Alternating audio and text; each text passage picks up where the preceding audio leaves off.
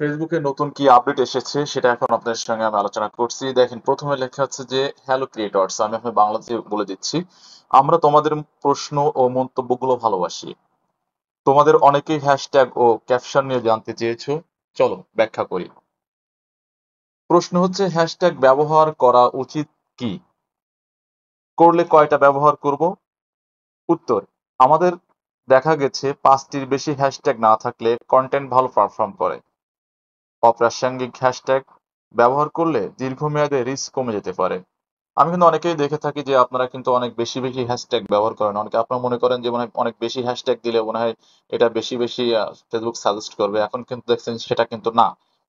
যত বেশি আপনি হ্যাশট্যাগ ব্যবহার করবেন, এটা আসলে একটা স্পাম হিসাবে ফেসবুক গ্রহণ করবে বলে মনে হচ্ছে, এবং সেটাই বাস্তব, সেটাই তারা বলেছে। এবং 5টার বেশি হ্যাশট্যাগ ব্যবহার না করার জন্য বলেছে তো। এবং অপ্রাসঙ্গিক হ্যাশট্যাগ অবশ্যই ব্যবহার করবেন না। যে রিলেটেড আপনি ভিডিও দিচ্ছেন ঠিক সেই রিলেটেড আপনি হ্যাশট্যাগ ব্যবহার করবেন। আচ্ছা, তারপরে প্রশ্ন হচ্ছে, ক্যাপশন কতটা লম্বা হওয়া উচিত? ক্যাপশন কতটা লম্বা হওয়া উচিত?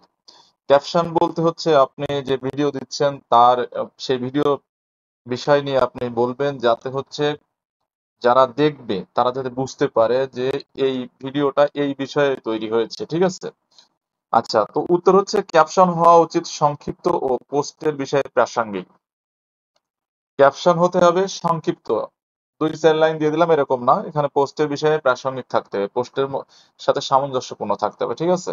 অপ্রাসঙ্গিক, অতিরিক্ত বড় বা বিভ্রান্তিকর ক্যাপশন কন্টেন্টের ডিস্ট্রিবিউশনে নেতিবাচক প্রভাব ফেলতে পারে। তো বন্ধুরা, এই ছিল আপনার লেটেস্ট আপডেট। যদি আপনাদের মনে কোনো প্রশ্ন থেকে থাকে তো অবশ্য কমেন্টস করে জানাবেন, ইনশাল্লাহ খুব দ্রুতই কমেন্টে রিপ্লাই পেয়ে যাবেন। যদি চ্যানেলটি ভালো লেগে থাকে অবশ্যই সাবস্ক্রাইব করে পাশে থাকবেন। ধন্যবাদ। আসসালামু আলাইকুম রহমতুল্লাহ।